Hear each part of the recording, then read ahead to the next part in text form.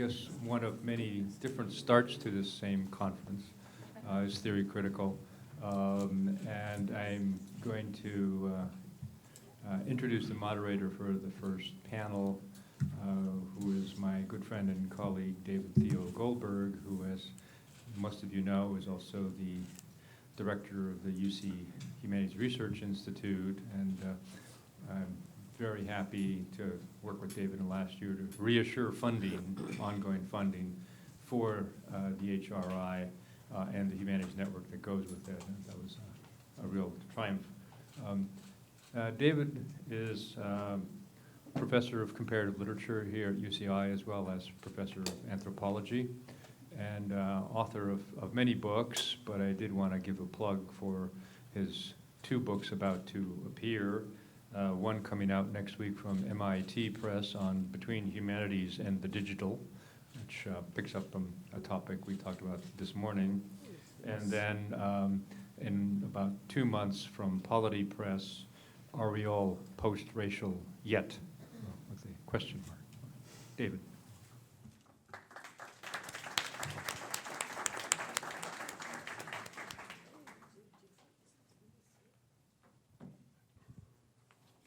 Thanks very much, George, and it's a pleasure to be here. Thanks to all of you who put this together.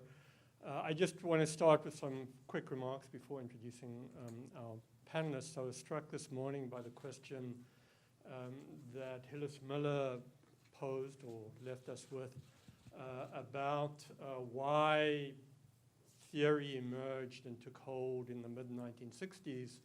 And I was struck that it was pretty much at the same time that Dylan went electric, right? In like maybe a year before the conference at Hopkins, right?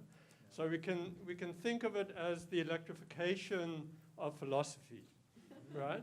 Exactly at the moment that philosophy, in a disciplinary sense, was being confined to its analytic kind of positivisms.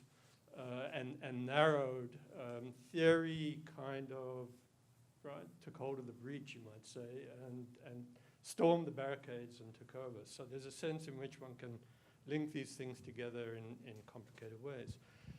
Is Theory Critical is the title we've been charged with, and the little blurb is, what is the environment for critical theory going forward?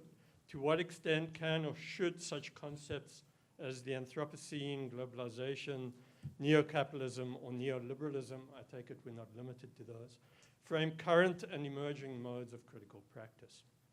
So to ask if theory is critical is to pose at least 2 other questions, or the question in 2 other ways. What is the form or forms theory might assume if it is to be critical, and not simply theoretical formalism?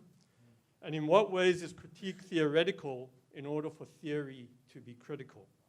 Which is not the same, of course, as asking whether critique is theoretical, as to ask the latter question might be to reveal that one hasn't been attending to critical theory too much in the last 50 years, right? And to pose a challenge in something like this way is to distance the undertaking from the hand-wringing of the past number of years in the face of that other sense of the critical, namely the dis-ease, read that in whatever way you want, that has hovered around its sometimes worry about its terminality. One might call this a concern with term limits. They could also be linked to Gabi Schwab's conclusion this morning about the death of the archive and the insistence that what is buried is not just dead and gone, but also buried alive, and so there to be reattended. Theory's proliferation at UCI since, you could say, October 2004, and you can take that date in a number of ways, has had to do with the heterogenizing of the past decade or more, both here and elsewhere. I mean, there's been these, the bemoaning of theory's disappearance. Ackbar always reminds us that disappearance is also a disappearance, disappointment, a disappointment. Things go elsewhere, take other turns. And there have been a slew of engagements around theory at this campus, related to the archive, but also beyond the archive in the library, around transnational feminisms, critical money studies, Bill Maurer's project in anthropology, George Marcus's para-ethnographies, Afro-pessimism, which is very much identified with this campus in some ways, eco-materialisms, a conference last week, but also associated with the Critical Theory Institute, Poor Theory, which is not a theory about poverty so much as it's a theory about theory. Ackbar again might have something to say about this, not to mention the attentions that you've got most places around postcoloniality, queer theories, and the like. And you might put all of this under the question of what it means to live as we have at UCHRI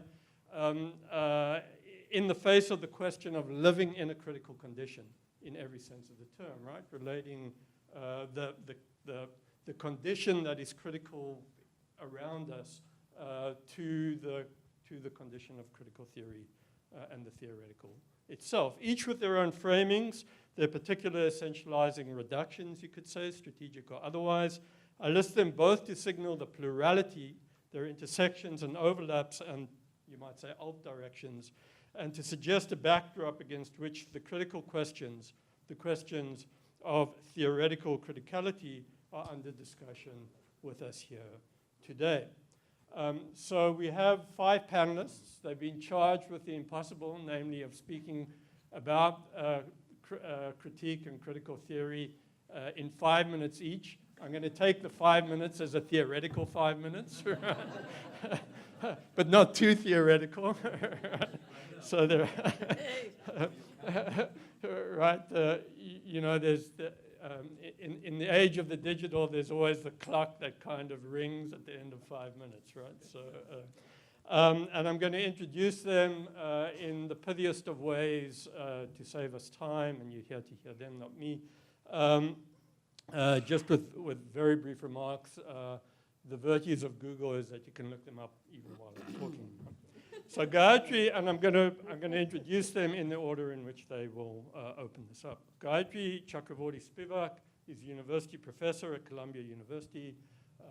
She's been with us for many decades, really present with us at Irvine. I don't mean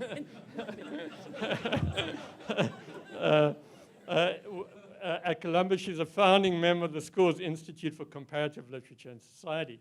She has a forthcoming book, impeccably on topic, as always, on Du Bois and the General Strike. In 2012, she received the Kyoto Prize in Arts and Philosophy.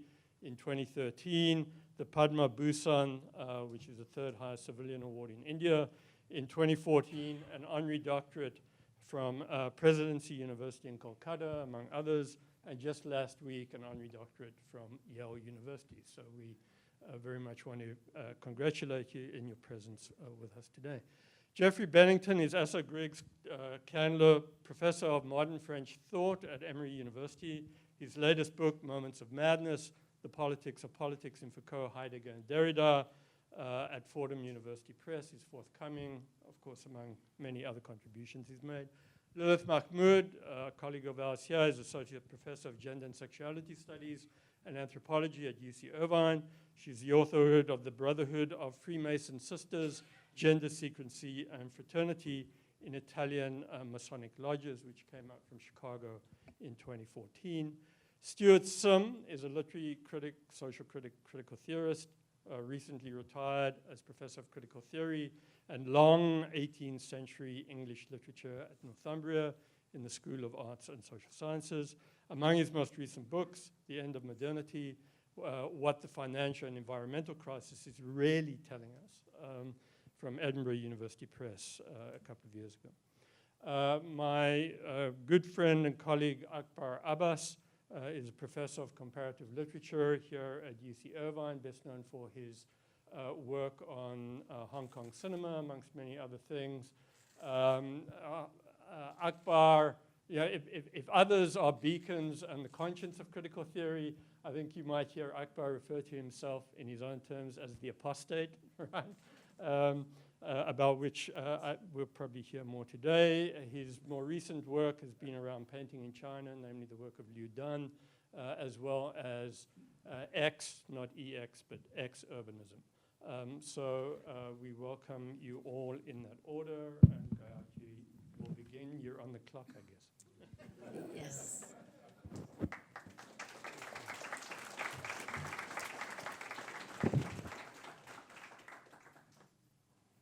Thanks, David, for that dubious introduction. For many decades have I been walking.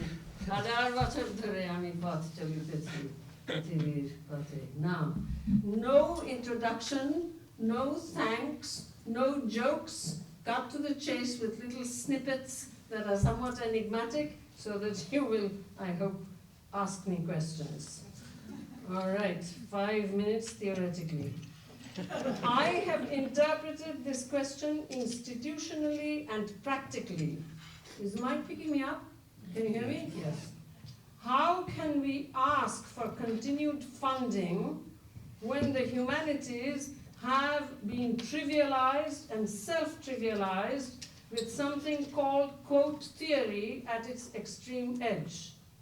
I cite a sentence from the unfortunately muscular letter I wrote to the Vice-Chancellor of the University of Toronto. I quote myself, "This kind of training will never generate income for the university directly. Think of it as epistemological and ethical healthcare for the society at large," unquote. Otherwise, it is hard for me to answer any question that pre-asks, what is theory? For me, it is, what is it to theorize? And in that mode, I have responded to the Anthropocene by reading the synthetic a priori as rape, following many mythologies of the world. This argument will not appeal to potential funders. Here's a last para from published prose, and I quote myself.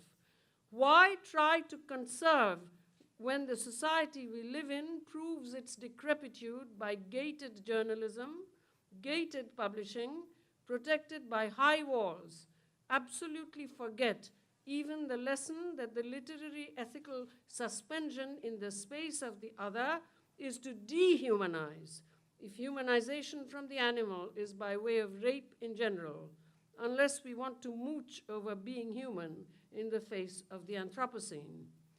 As for globalization, here is potential funder prose, where the dirty word, quote, theory, lingers under deep language learning. I quote myself. A global student is one who senses that nation states are diverse, with history, literature, and philosophical traditions, inclusive of the law, that can be accessed through deep language learning. That the sciences, though diverse in their beginnings, came to consolidate in a single trajectory that becomes pluridimensional in the world of technology. And that today there is a global simultaneity where these two kinds of diversity can be digitally accessed. The global student comes with an expectation to be introduced into the methodology for accessing this multi-layered reality. As the student matures, she gets a rough sense that the schools of business and medicine can make use of digital globality in a more direct way. But the preparation outlined can enhance this use. Primary healthcare and chronic disease relief for the medical school, for example, and real corporate socio-cultural responsibility for the business school. Next point. To me, neoliberalism and neocapitalism are closely linked on a chain of displacements.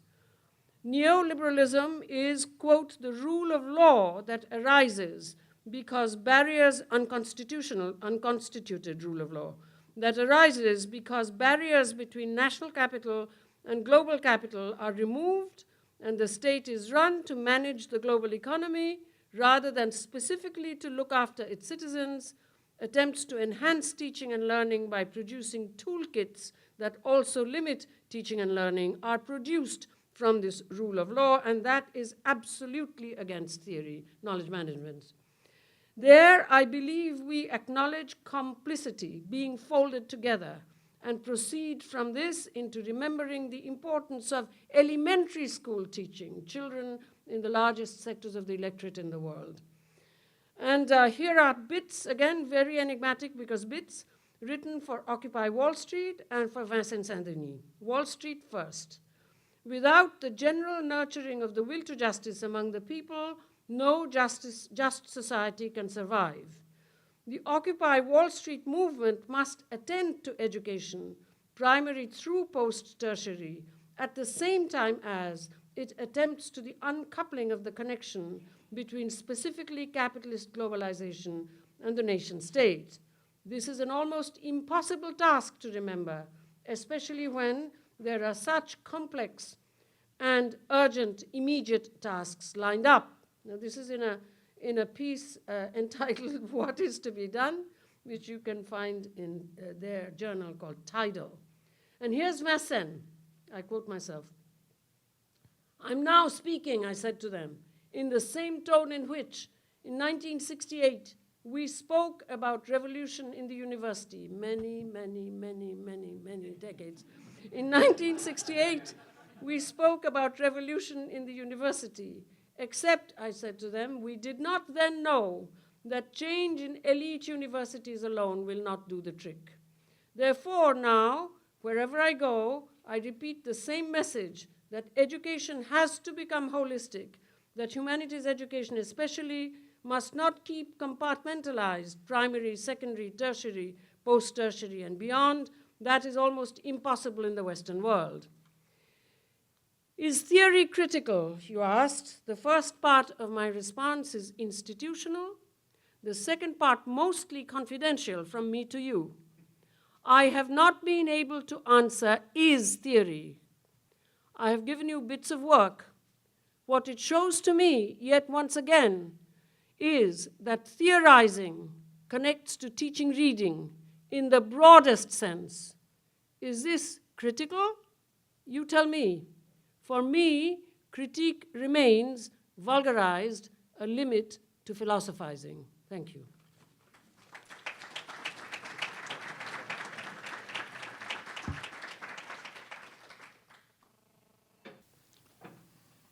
First, here's something critical.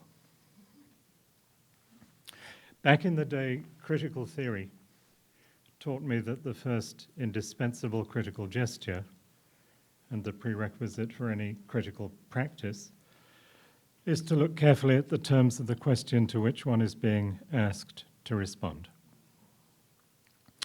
That means that before trying to give answers to the questions about environment or framing, we need to ask, what kind of environment or frame do the questions themselves propose for our discussion here, and what kind of answers do they more or less secretly program in advance? Let me read the question again for those of you who don't have it in front of you. Two questions heading this panel. What is the environment for critical theory going forward? To what extent can or should such concepts as the Anthropocene, globalization, neocapitalism, or neoliberalism frame current and emerging modes of critical practice? And when we do start to look at the questions in that way, further questions, of course, begin to proliferate. And let me just give you a few examples of that type of question. Why are there scare quotes around the words critical theory in the first question? And why are there none around the words critical practice in the second? Does critical practice go without saying in a way that critical theory does not? Second question. Why does the first question choose the management speak idiom going forward rather than, for example, historians speak in the early 21st century or journalists speak today or everyday speak in the future? Is there not at least a hint of metaphysical teleologism in that going forward? A hidden or understated commitment to some notion of progress, a presupposition that by saying going forward, we've managed to connect the present to the future, while apparently putting on a brave face of venture or adventure, path-breaking, pioneering, heaven forbid, perhaps even disrupting. 3, why frame the whole question in terms of the very marked concept, and indeed rather obscure concept, of environment, rather than some other term, such as, say, context, or indeed frame. Why choose these four concepts? Anthropocene, and why is that one given the added dignity of an initial capital letter? Globalization, neocapitalism, or neoliberalism, and why choose just those concepts, none of which obviously belongs under the heading of critical theory, which is more used to being riven with what we used to call debates, involving terms like essentialism, idealism, materialism, linguisticism, textualism, objectivism, and so on.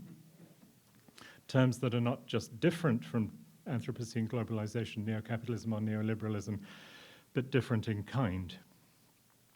And why put them all together with the apparently neutral or anodyne gesture of such concepts as though these four concepts were picked somewhat at random from a large pool of potential candidates? What other concepts might fit under the more or less capacious and more or less restrictive terms of that such as?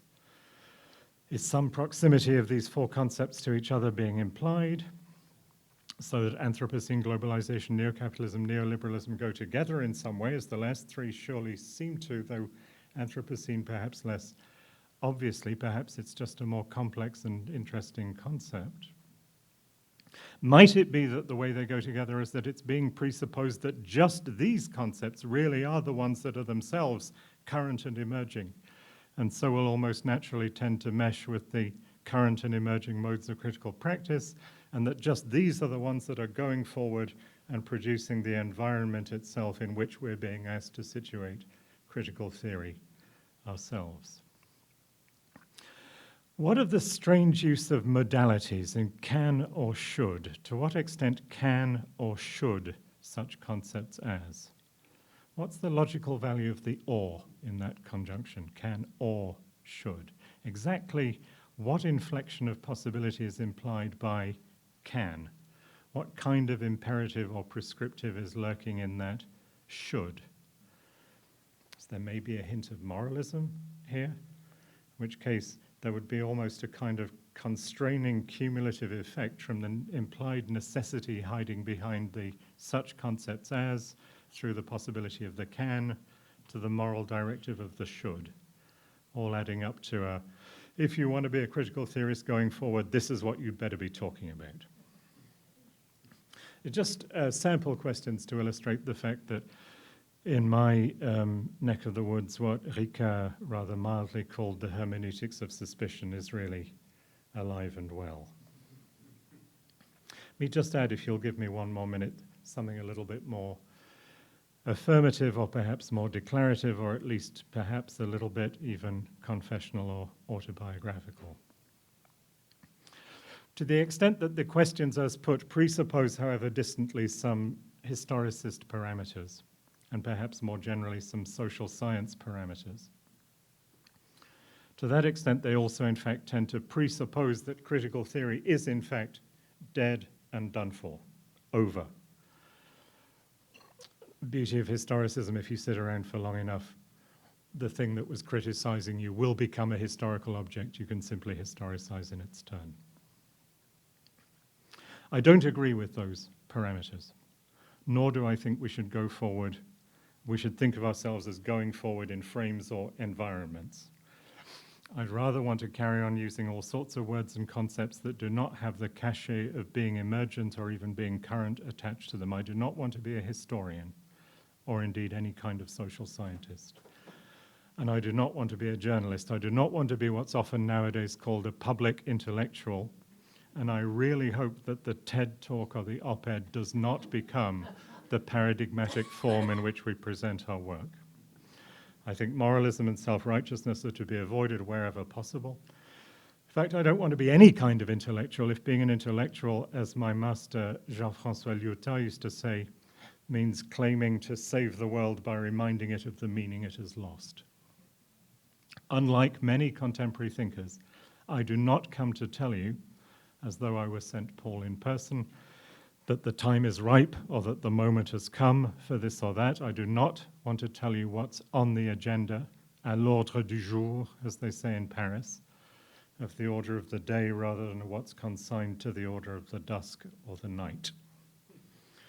My very quick claim, and the root of all my suspicions here, is that all of these terms, these frames and environments, tend towards the repression of reading, and that if we can or should do anything, it's to resist that repression as fiercely as we are able by reading and then reading some more. Thank you.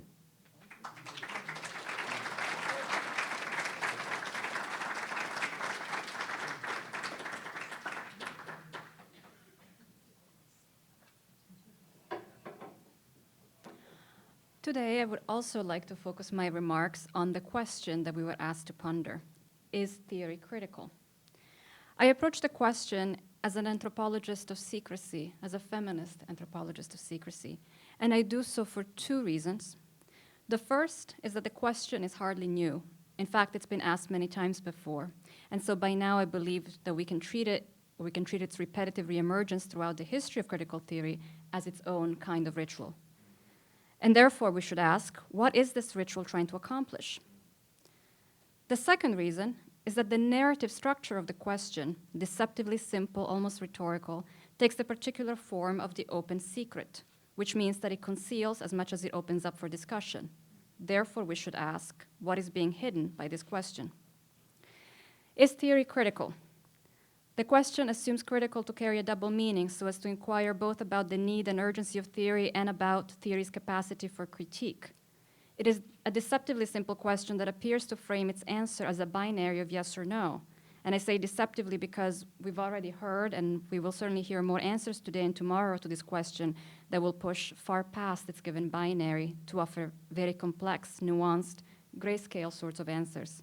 So even though the question asks for a yes or no, we already know that its answers couldn't possibly be yes or no, because it's the very act of resisting the yes or no frame of the question that will prove the answer to be critical, and that will therefore answer the question of whether theory is critical in the affirmative. Moreover, the question really gives us a false binary because it precludes the no answer in advance. Could we play seriously with the notion that, nope, theory isn't critical, or that it hasn't adequately nourished our needs for resistance, or that we have managed to resist without it? Surely that's not the right answer. It would be a betrayal of the rhetorical expectations of the question to answer it negatively, because the right answer is that theory better be critical, right? What we have here then is a rhetorical question of striking simplicity, one that can only be answered in the affirmative, and yet that keeps being asked repetitively, decade after decade, within and about critical theory. So why does it keep being asked? It's an old question. Can critical theory be critical if it doesn't pay enough attention to race, to gender, to decolonial perspectives, or to queer studies? 1985, and I could give any number of examples, but in 1985, Fraser asked, what's critical about critical theory, in an article by the same title to address gender, a missing critical lens in critical theory. 1989 saw the publication of The Difference Within, Feminism and Critical Theory, in which Spivak, some decades ago, wrote that we are negotiating willingly with the enemy when we marry feminism to critical theory. These are just two examples. The point is that there have been many answers to this question over time. Some of those answers have taken their nuanced explorations of the limits of critical theory to the logical conclusion that a different intellectual formation ought to be instituted. These spin-offs, these studies that have emerged from questioning critical theory have maintained a commitment to its imperative to shake up the given foundations of theory in an effort to be socially engaged, but they've also moved past it. They've done fine without it, or maybe they've taken it along. What that tells us is that this question, this recursive rhetorical question, is in fact very generative. In my own work on secrecy, I find it very revealing to pay attention to repetitive and predictable narratives that nonetheless present as original or innovative every time they reappear. Think of scandals, for instance, political scandals, whether of corruption or of a politician's affair or whatever. These scandals are always shocking, even though hardly anything new or original or shocking emerges from them. Or in my current project, yet another boat full of refugees drowning in the Mediterranean and creating outrage as though we hadn't seen that coming. Typically, the content of the scandal, let's go with the scandal example, adheres to a formula we've all come to expect. It's nothing we haven't heard before. The big revelation only confirms what the public always expected anyway, so that a politician will be corrupt, or that, of course, they will be having affairs, or whatever. The point is not that anything new is actually being exposed, but that the spectacle of an outrageous revelation conceals a lot more than it reveals about the workings of power that gave rise to the scandal in the first place. The ritual repetition of a dynamic of shocking exposure and corrective containment is itself revealing. What the repetitive scandal does is a kind of political labor that ultimately maintains the status quo and reinforces dominant ideologies. So let's look one last time at this question. Is theory critical? What is it really doing here? Why does it keep haunting critical theory decade after decade? What is it asking us to do, since obviously it's not actually asking us whether theory is critical? First, it provides the fuel that seems to move critical theory whenever it starts to slow down or feels under threat.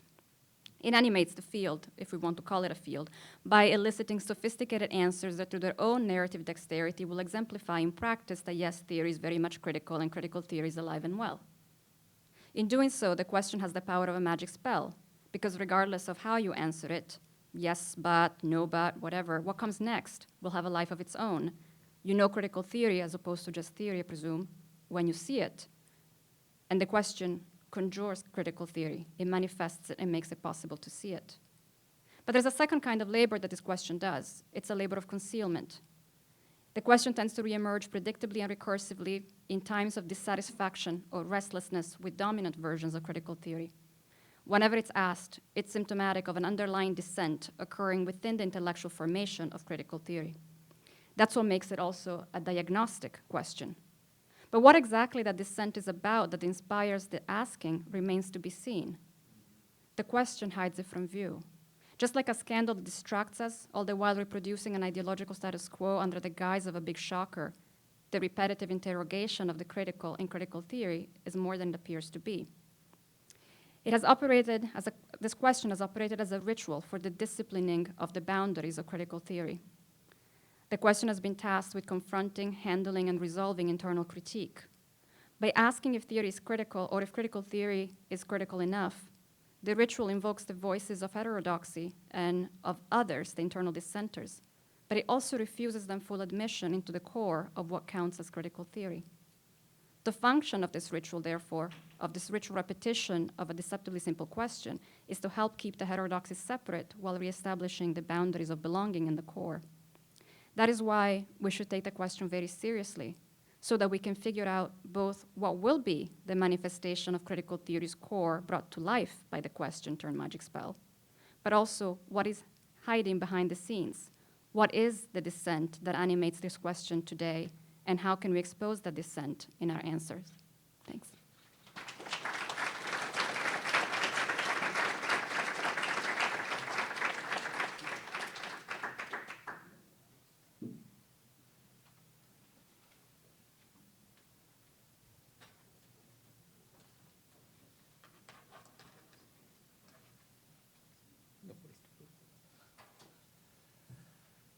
Yes, it is very difficult trying to compress everything you've been thinking about a topic like this into 5 minutes, but here goes nevertheless.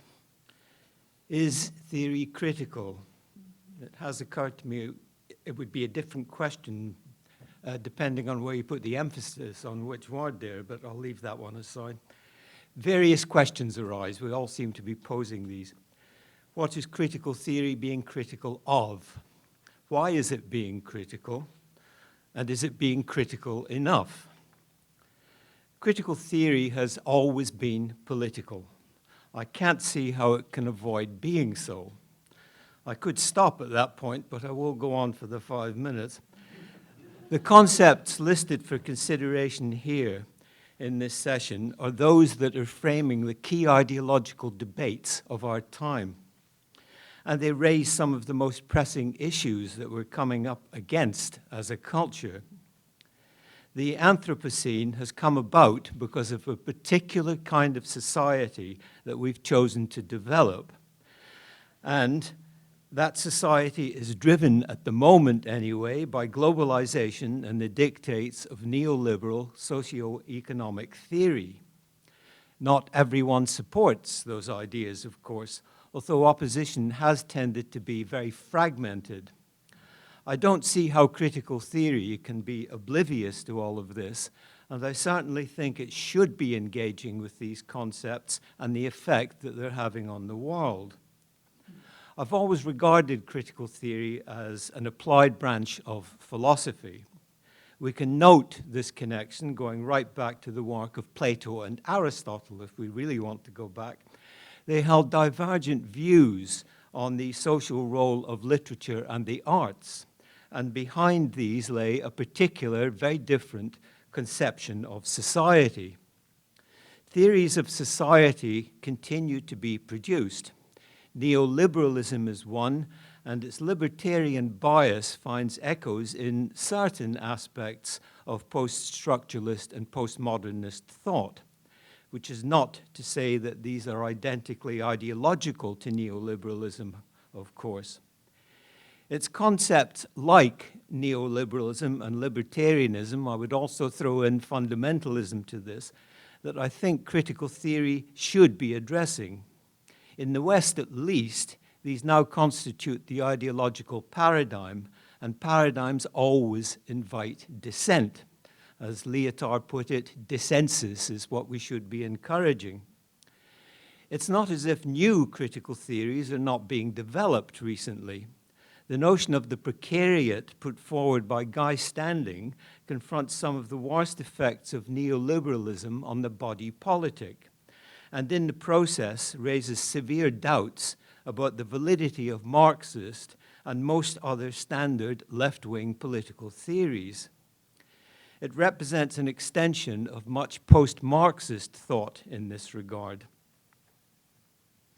Neoliberalism is merely the contemporary version of the laissez-faire economics that Marx was so critical of in the 19th century.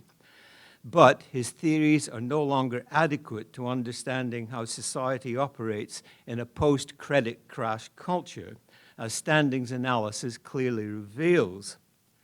Critical theory is at its best when it's taking on paradigms in this way, as has happened again recently with Nicolas Bourriaud's concept of the alter-modern and the challenge it offers to what was becoming an anti-modernist paradigm in the art world, encouraged by certain aspects of postmodernism again, but not those of thinkers like Jean-François Lyotard, I should add. There's ample scope for critical theory to go on developing, whether you call it going forward or not. And I don't agree with the idea put forward by some thinkers recently that we now live in a post-theoretical age, that critical theory has now run out of inspiration, become outdated, etc. We're no longer in the position we were back in the 70s and 80s, the era of the theory wars, when new isms seem to be coming on stream with depressing regularity, mainly from France. Most of them claiming to render void most of the theories that had come before them. Post-structuralism, postmodernism, post-Marxism, post-feminism, post-humanism, and so on. But critical theories need to be more than merely trendy. They have to be addressing, I would say anyway, pressing real-world issues rather than just the hermetically closed world of high theory and its disciples, which is what the theory wars often felt like to those of us going through them. I suspect that most of us nowadays take a fairly pragmatic approach to analysis, synthesizing bits of various theories to create our own personal model. And the permutations to this are probably endless. That's why a sense of critical theory's past is so important. Older theories can always be adapted to different cultural circumstances. Lamarck has come back in biology and things like that, for example. And apart from anything else, we need to constantly position ourselves against what has already been said in the field. That's the message that's certainly coming out of the project that I'm currently involved in, editing the Edinburgh Companion to Critical Theory for Edinburgh University Press, that an awareness of critical theory's history is crucial to interpreting the world now. I really do see a need to be, going back to structural Marxism, against the grain, and what Lyotard called encouraging dissensus. Thanks.